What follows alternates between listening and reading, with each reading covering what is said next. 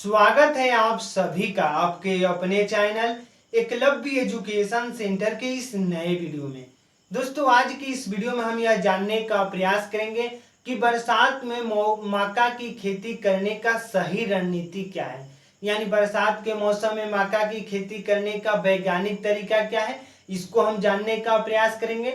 और इसके साथ यह भी जानने का प्रयास करेंगे कि बरसात के मौसम में मक्के की कौन सी हाइब्रिड वेराइटी का चयन करें जो हमें ज़्यादा से ज़्यादा पैदावार देने में सक्षम हो सके।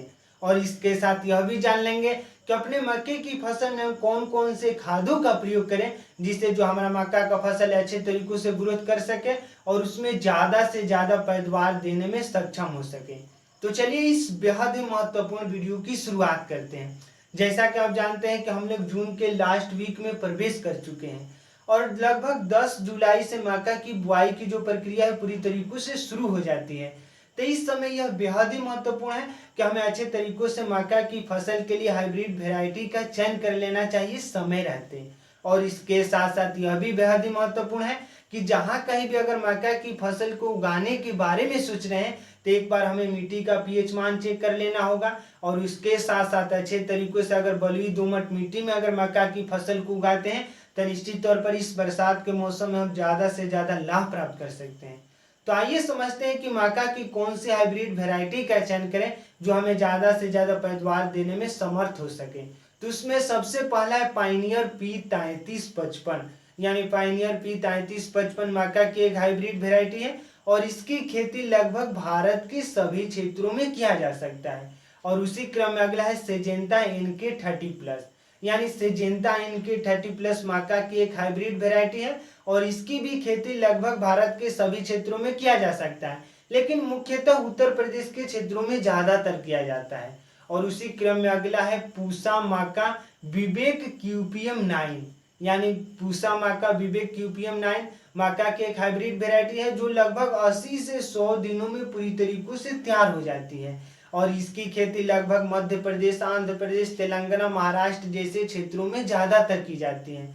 और उसी क्रम में हम जब आगे की ओर बढ़ते हैं तो अगला है VNR 4226। यानी VNR 4226 मक्का की एक हाइब्रिड वेराइटी है और इसकी भी खेती लगभग भारत के सभी क्षेत्रों में किया जा सकता है। और VNR 4226 मक्का का उन्नत किस्म का बीज माना जाता है।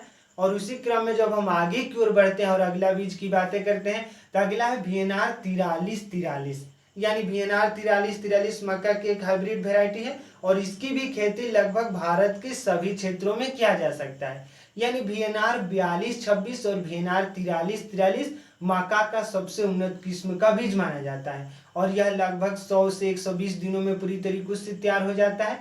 तो यह तो कुछ हाइब्रिड वेराइटी है। यानी अगर इनमें से किसी एक का चयन करते हैं और इस बरसात के मौसम में खेती करते हैं तो निश्चित तौर पर इस बरसात के मौसम में आप मक्के की फसल से ज़्यादा लाभ प्राप्त कर सकते हैं। अब आइए समझते हैं कि मक्का की फसल को उगाने के लिए हम कौन सी मिट्टी का चुनाव करें। तो उसमें सबसे पहला है बलुई दोमट मिट्टी।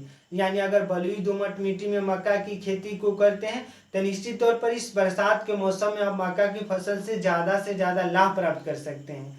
और इसके साथ साथ आपकी मिट्टी का पीएच मान होना चाहिए 6.0 से लेकर 6.5 के बीच में।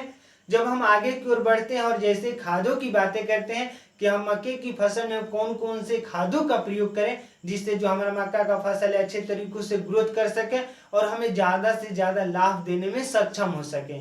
तो उसमें सबसे पहला खाद है नाइट्रोजन। यानी 1 हेक्टेयर का हम एग्जाम्पल्स ले रहे हैं। यानी नाइट्रोजन 1 हेक्टेयर में लगभग 100 से 120 kg प्रयोग करना है और लगभग 2 बार में यानी 2 बार में 100 से 120 kg पूरी तरीकों से डालना है। लेकिन हमें 2 हिस्सों में इसको बांट देना है। यानी पहले हिस्से में अगर 50 kg या 60 kg प्रयोग करते हैं तो निश्चित तौर पर हमारा मक्का का फसल अच्छे तरीकों से ग्रोथ करेगा।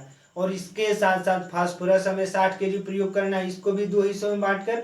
पोटाश 40 kg 2 हिस्सों में बांटकर। यानी 1 हेक्टेयर में अगर नाइट्रोजन 100 से 120 kg, phosphorus 60 kg, potash 40 kg, अगर इस तरीकों से बुआई की प्रक्रियाओं के दौरान इन तमाम तथ्यों को प्रयोग करते हैं तो निश्चित तौर पर इस बरसात के मौसम में मक्का की फसल से ज़्यादा लाभ प्राप्त कर सकते हैं। तो आज के इस बेहद ही महत्वपूर्ण वीडियो में बस इतना ही। अगर आप हमारे चैनल के साथ नए जुड़े हैं और वीडियो अच्छा लग रहा है कुछ सीख पा रहे हैं इस वीडियो के माध्यम से, तो हमारे चैनल को कर दीजिए सब्सक्राइब, ताकि हमारे द्वारा अपलोड किया गया हर वीडियो आपके पास सबसे पहले पहुंच जाए और हम तथा हमारी टीम भी उत्साहित महसूस करें कि आपके लिए हम कुछ अच्छा कार्य कर रहे हैं। तो हमें दीजिए इजाजत। धन्यवाद। Thank you.